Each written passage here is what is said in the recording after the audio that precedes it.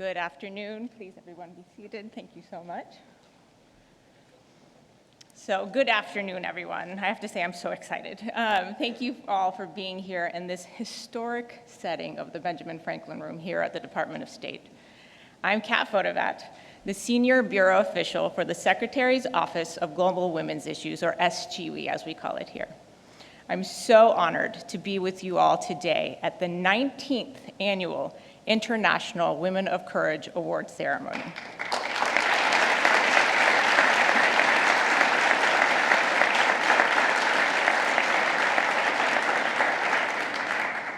We are so excited to have so many distinguished guests and our courageous awardees.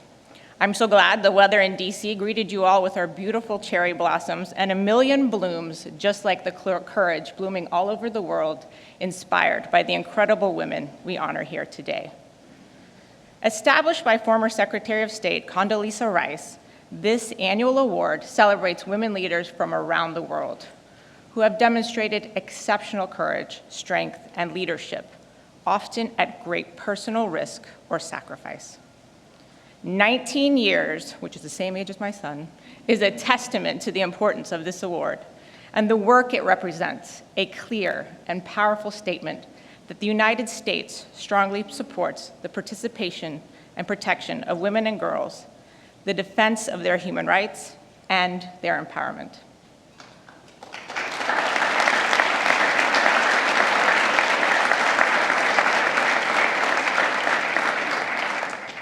None of this would be possible without leadership and support at the highest levels, starting with President Trump.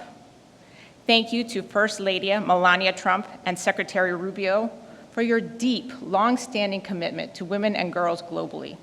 We are so thrilled to have so many members of the Cabinet and Congress and their staff here as well. I'm so proud to be here representing SGWE. Our mission has been to promote the rights and empowerment of women and girls globally as a cornerstone of U.S. foreign policy. As President Trump said, when women are empowered to participate in civic and economic life, their communities, their families, and countries are more prosperous, healthy, and safe. My office works across three main areas that, as the Secretary outlined, advances the President's America First vision. Making America safer by ensuring the protection of women and girls from violence, a central part of securing our border, combating terrorism, and fostering global peace and security. Making America stronger by advancing women's meaningful participation in political, peace, and security processes, leading to longer-lasting peace and stability around the world. Making America more prosperous by supporting women's economic empowerment and fostering American investments, innovation, and interest over our strategic competitors. Now, the International Women of Courage Awards highlight the critical role women play in peace and stability. The 8 individuals who you will learn more about in just a moment embody those American values abroad and promote efforts that their countries and regions are more secure. I am pleased now to introduce their stories to you. Please see the screen.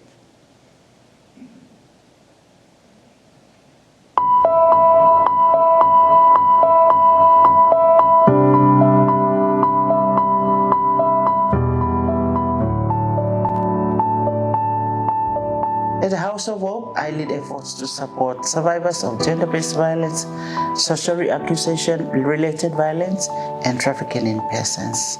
I am passionate about shaping a network of change makers to build a country where everyone can live free from violence. Experience as a child marriage survivor motivated me to start up the organization so that I can be able to tackle issues of early marriage within my community and South Sudan at large. WOJE has empowered more than 15,000 survivors in the community. أعمل في مجال المختطفين والمخفيين قسرا والمعتقلين تأسفا. نعمل مع الأمهات وبنات الرابطة والنساء المختطفين من أجل الإفراج عن أبنائهم، والسلام دائما يبدأ من قلوب الأمهات. Every person with disabilities deserves fair treatment. This is my life work and the mission of my organization. The work continues, but we are confident we have tools.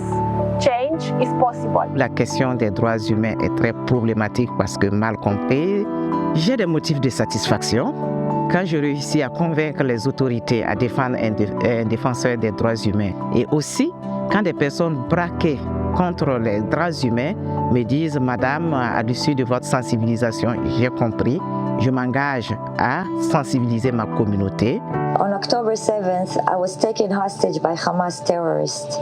I survived 55 days in captivity. Upon my release, I vowed to tell my story because keeping it inside would destroy me. Courage for me means standing up for what you believe in.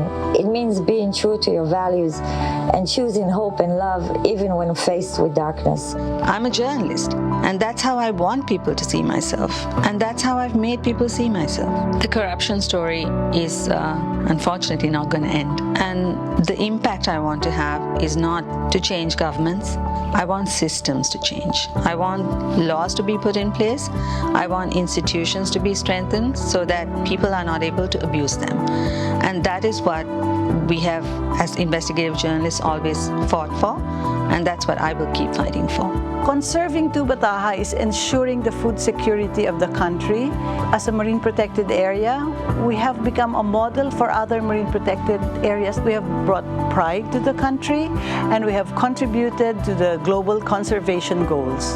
For me, courage means making a decision, making one's choices despite the uncertainties.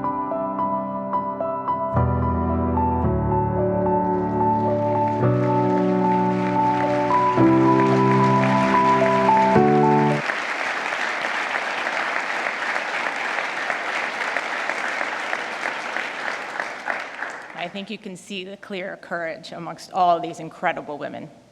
Now, it is my distinct honor to introduce, from the great state of Florida, like myself, our Secretary of State, Marco Rubio. Go Gators!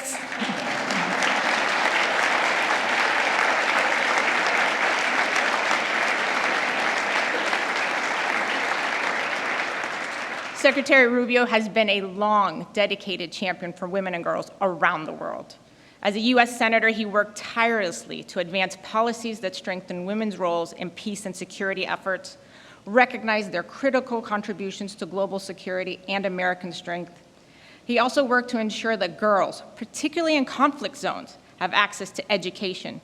He played pivotal roles in making sure their efforts to end violence and human trafficking, striving to create safer environments for women and girls around the world.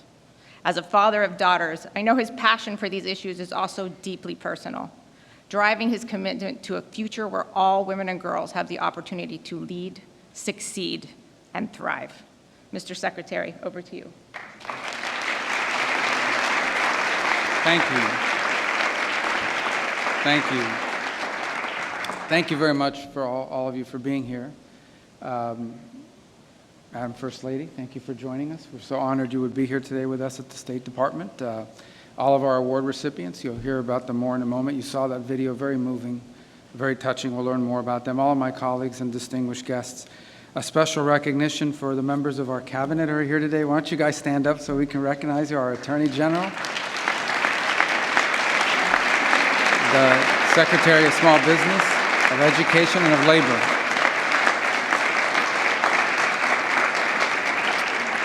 And we're missing Tulsi Gabbard because she's probably spying somewhere right now. So she's busy. But thank you for being here and joining us on this. And good afternoon and welcome to the State Department. This is a beautiful room. We don't use it often enough.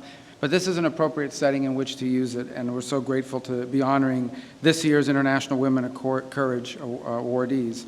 This has been going on since 2007 when one of my predecessors, Secretary Condoleezza Rice, instituted this award. And since then, recognize over 200 women for their work promoting peace and prosperity and human rights in communities and in countries across the world. And what we recognize here more than that is not just their work, but the fact that they do so oftentimes at extraordinary risk to themselves, to their families, to their loved ones. Not just important work, but work that took courage. And that's why we recognize 8 women with the International Women of Courage Award here today. I'd briefly like to honor a leader. You saw her a moment ago, Katrina Fotovat. Did I say that right? Katrina, we call her Kat. There. And she's done a great job. Without you and your team putting this together, it would not have been possible. Thank you.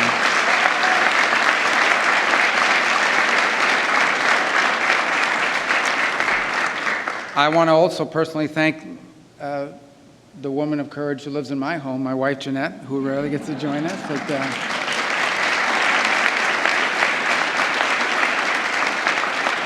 And I say that relatively speaking because, courage is, there are challenges with 3 kids under 22 years of age or 23, as you know, especially a 17-year-old that's still in high school, and they had the world figured out. Anyway, thank you, because without her, I would not be able to do this. So we thank you very much and for being here today.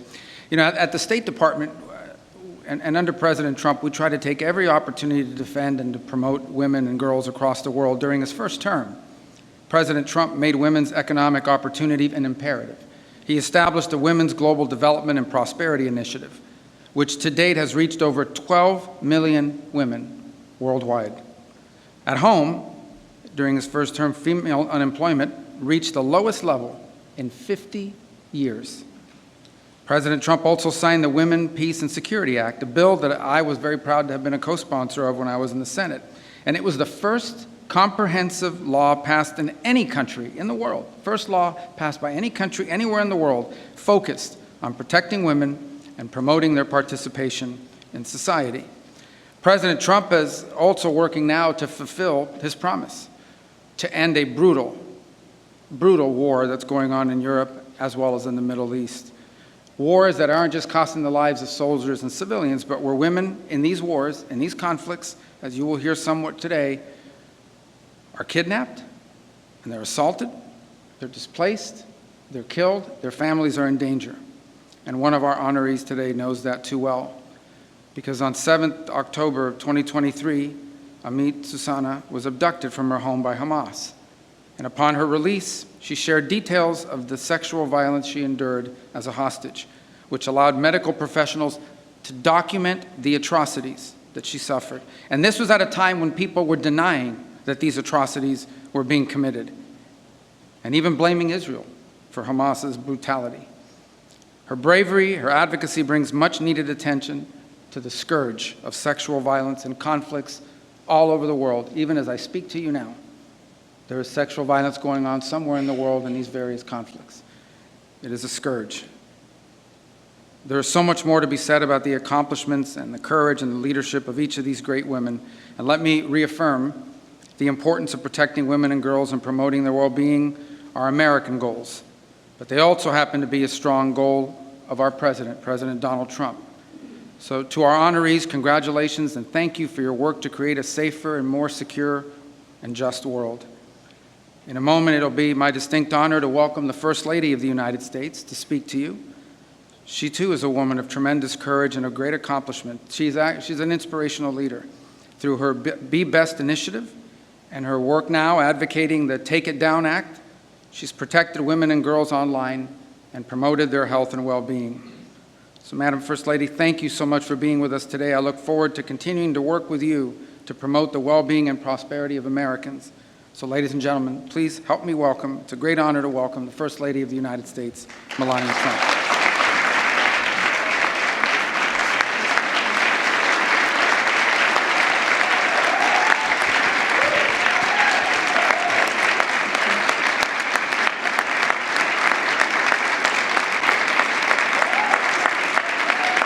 Thank you.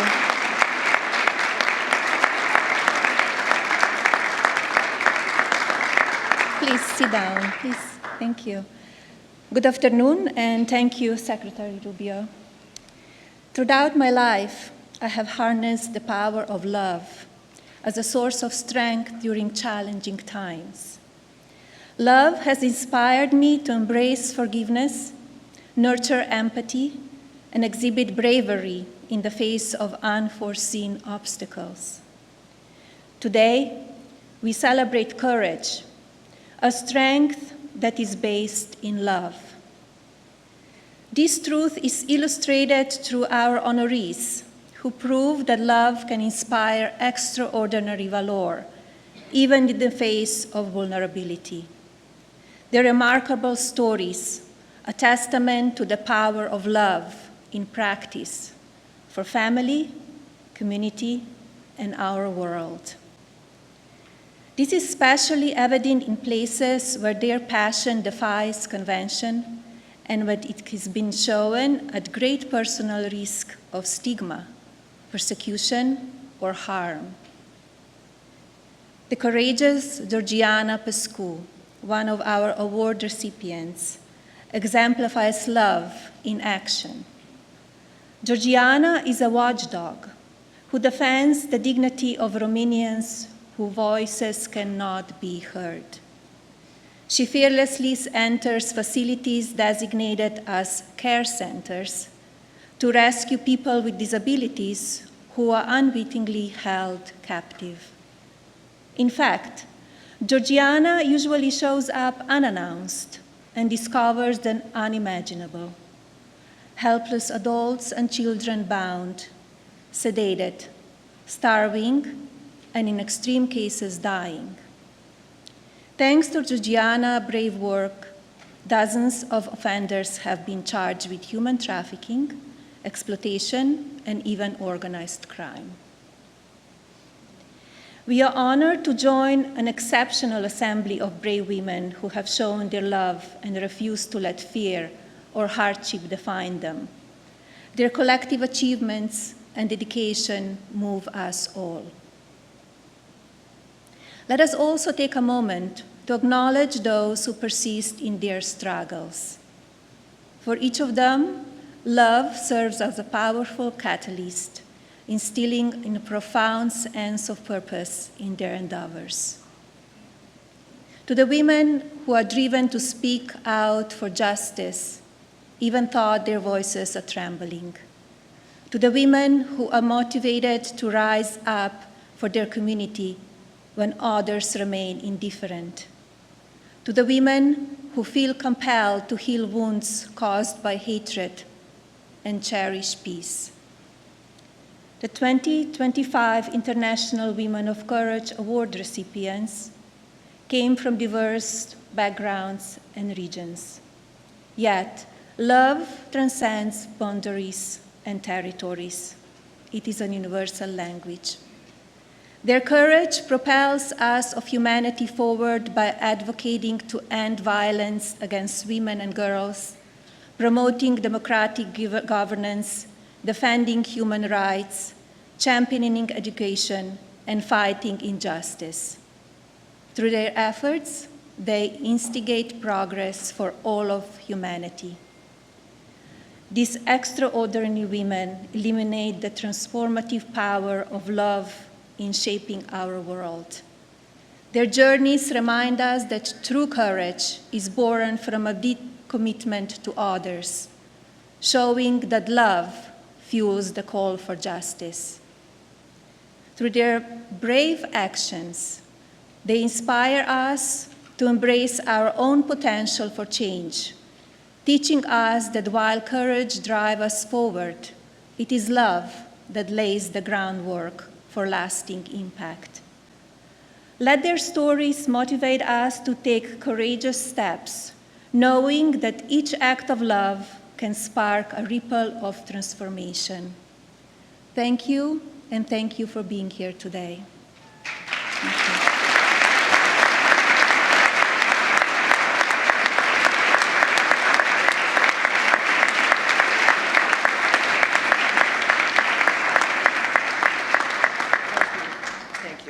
Thank you. Beautiful remarks, weren't they? Just lovely. Thank you, everyone. I'm Tammy Bruce. I'm the spokesperson for the U.S. State Department.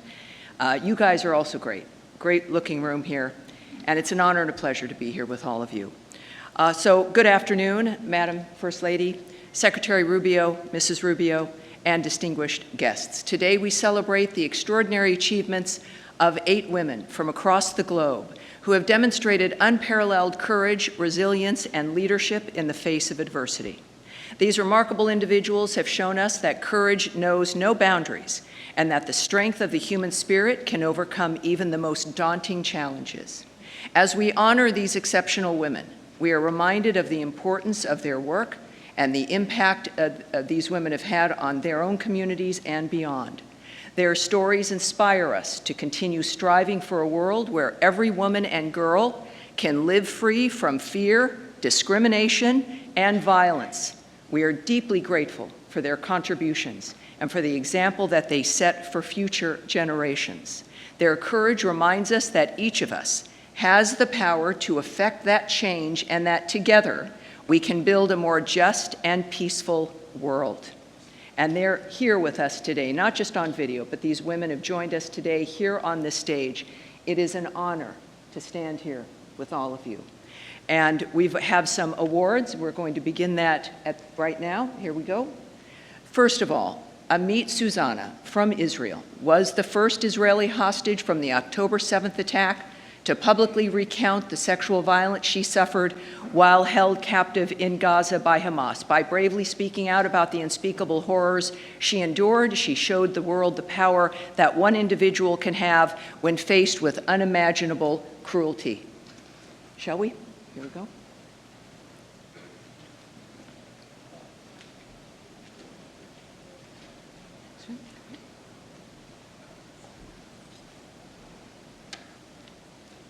Amit Susanna.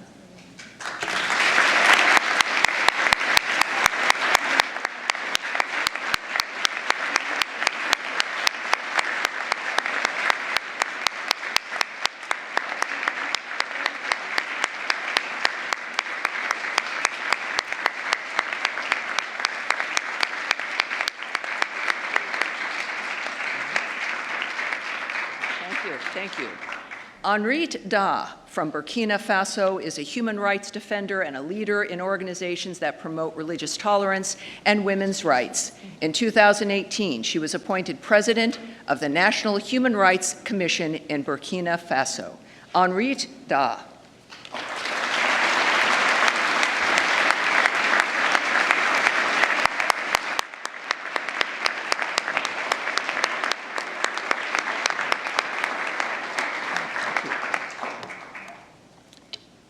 Major Valina Higa from Papua New Guinea is a key figure in combating trafficking of and violence against women for over a decade.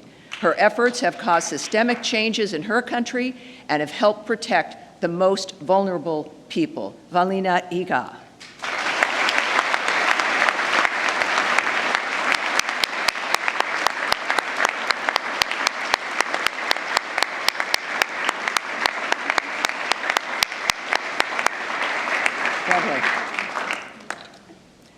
Angelique Sanko from the Philippines, also known as Mama Ranger, leads a small team of rangers protecting the Tabuta Reefs National Park from illegal fishing and poaching. Her work on maritime law enforcement includes a passion for rehabilitation and conservation. Under her leadership, the reef has seen dramatic decreases in trespassers in that protected area. Angelique Sanko. Mama Ranger. Okay. Yes.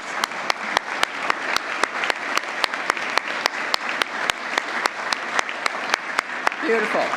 Georgiana Pascu from Romania has fought relentlessly for decades to secure the rights and safe treatment of thousands of children and adults with disabilities.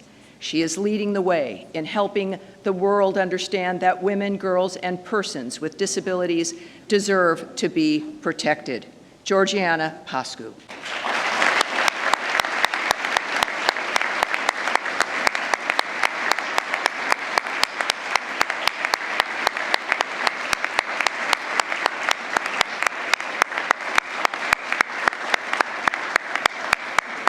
Beautiful. Zabib Musa Loro Bakit from South Sudan is a women's rights leader in post-conflict settings and has held several regional and national leadership positions. Ms. Bakit is the founder and executive director of Women for Justice and Equality, the leading implementer of women, peace, and security grassroots programming across South Sudan. Zabib Musa Loro Bakit.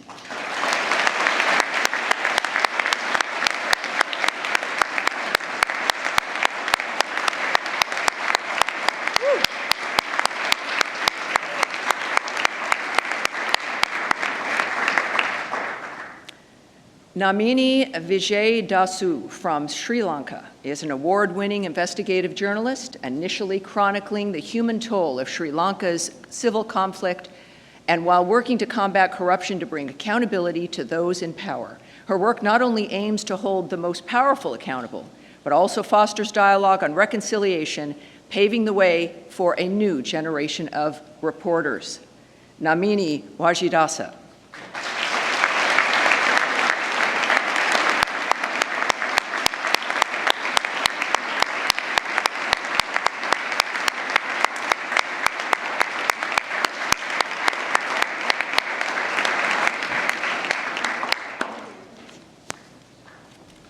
Ahmad El-Salam Abdullah Abdo El-Haj from Yemen continues to be a powerful voice in bringing international attention to the plight of thousands of Yemeni detainees and their families. Ms. Haj and her organization, the Abductees Mothers Association, has played a pivotal role in documenting the abductions of over 9,500 people and securing the release of 950 forcibly disappeared individuals. It is just remarkable dynamic. Ahmad El-Salam Abdullah Abdul El-Haj.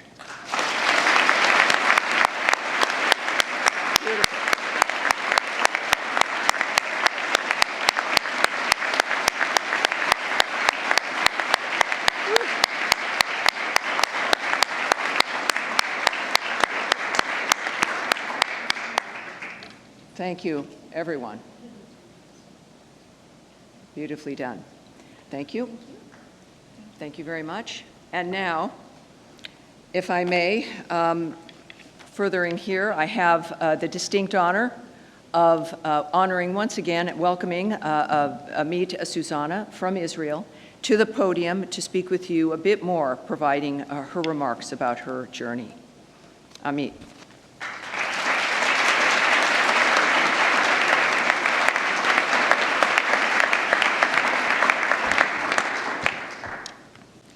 Distinguished guests, fellow women of courage, Secretary of State Marco Rubio, and Madam First Lady Melania Trump. It's a pleasure being here today. It is with deep gratitude that I stand before you today as an awardee of the 2025 International Women of Courage Award, alongside the courageous women here, women that I'm honored and grateful to have met. This is an honor I never imagined receiving, and one I wish I didn't have to accept under these circumstances. My name is Amit Susanna, and I am a survivor. On October 7th, my world changed forever. I was taken hostage by Hamas and held captive for 55 days. 55 days of fear, of pain, and of being stripped of every freedom I once took for granted. In captivity, I had no control over my body, no control over my life. I resisted as best as I could, but it was not enough to stop what happened to me. The darkness was suffocating, yet even in the darkness, there was one thing they could not have taken from me: the strength my mother installed in me, the belief that we must always stand for what is right, no matter the cost. Courage to me means standing up for what you believe in, even when the odds are against you. It means staying true to your values, choosing hope when despair threatens to take over, and choosing love when confronted with hate. It is an incredible honor to stand before you today, but it is also a deeply painful moment. While I am here, my friends remain in the darkness. 543 long days and nights, they are still suffering, still waiting, still hoping. Their voices remain unheard, so I will speak for them. We cannot move forward until they are free. I vowed that if I would survive, I would never be silent. I would speak not just for myself, but for every woman who had been silenced. When I first told my story, I only wanted to raise awareness about the horrors of captivity and the terror of October 7th. But my story became part of a much bigger conversation, one about sexual violence, about war, and about the unimaginable strength of women in the face of brutality. Women from all over the world reach out to me, sharing their own stories, their own pain. Their suffering is real. Their wounds are deep, and yet they endure, because that is what we as women do. Today, I understand the true meaning of freedom in a way that I never did before, not as something to be taken for granted, but as something fragile and scarce. To simply step outside and look at the sky, to see the moon and the stars, to breathe, to choose one's own path. These are privileges I will never again overlook. In Israel, we're about to celebrate Passover, the story of liberation, of breaking free from bondage. But this will be the second Passover that the hostages remain in captivity. And across the world, Christians will celebrate Easter, a time of renewal and hope. But for too many families, there is no renewal, only waiting, only longing. They fear for what their loved ones are enduring and whether they will ever get to see them again. I accept this award not for myself, but in the name of all the brave women of Israel, the women who endure, who led, who refuse to break. Women are stronger, we are the stronger gender, not because we do not feel pain, but because we rise from it, because we fight, not just for ourselves, but for those who cannot fight for themselves. Sorry?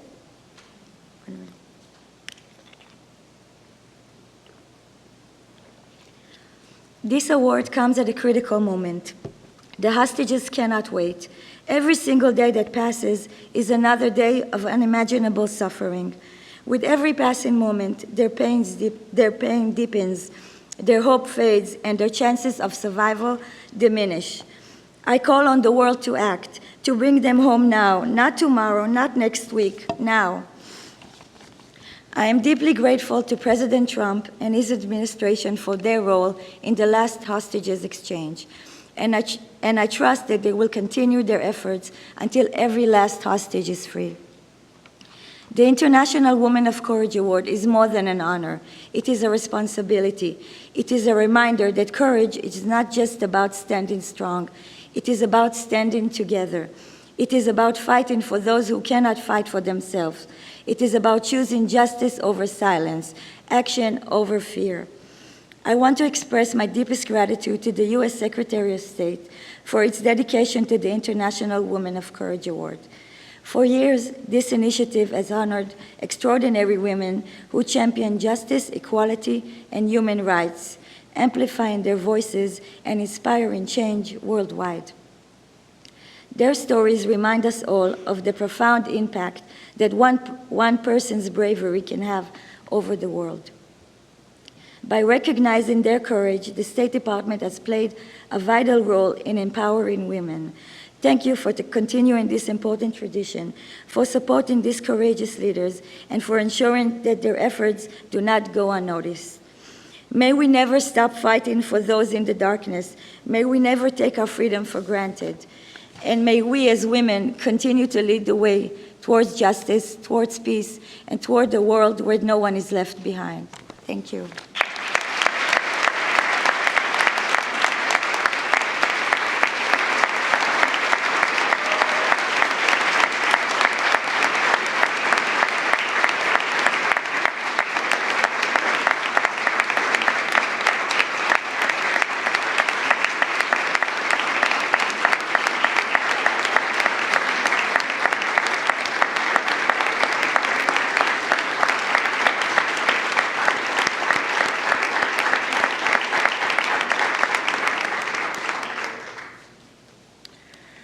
Thank you, Amit, for those incredibly powerful remarks.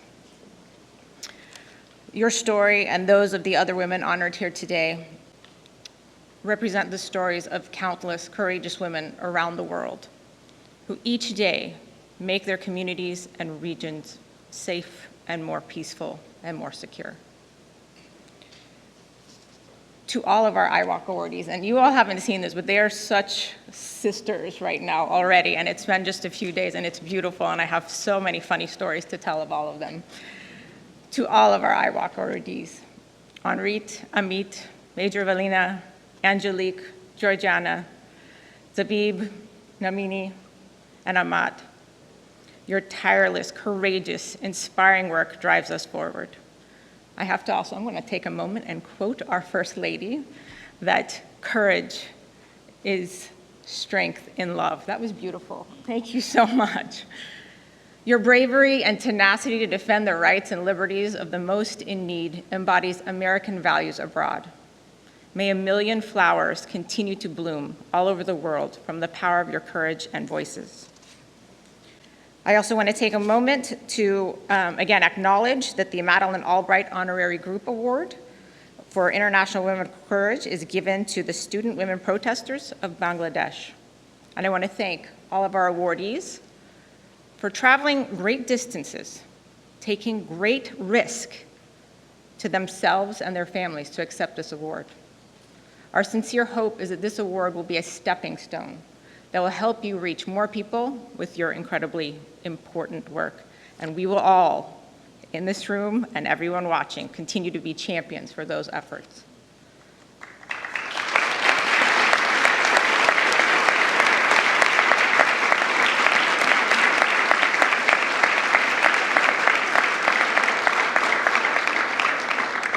In closing, I want to again thank our First Lady, our amazing First Lady, Mrs. Melania Trump. Please, another round of applause.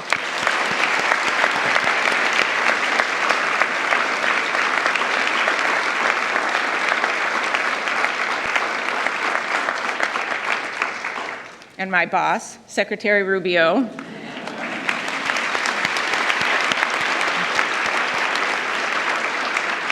And Mrs. Rubio for generously hosting today's ceremony.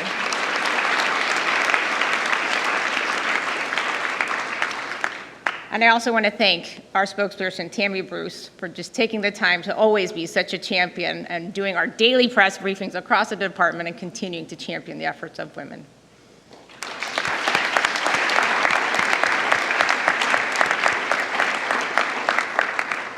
I also want to thank the First Lady's team, as well as Councilor Needham's team, the Assistant Secretary Exner's team, for all their efforts in making today possible.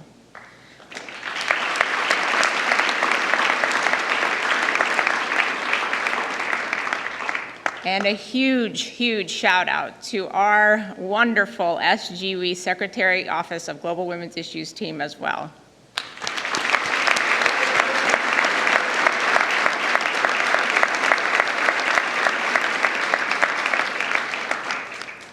And finally, I want to extend our wonderful thanks to our Bureau of Education and Cultural Affairs for their continued partnership on the IWalk program, especially our International Visitors Program, for all your steadfast collaboration.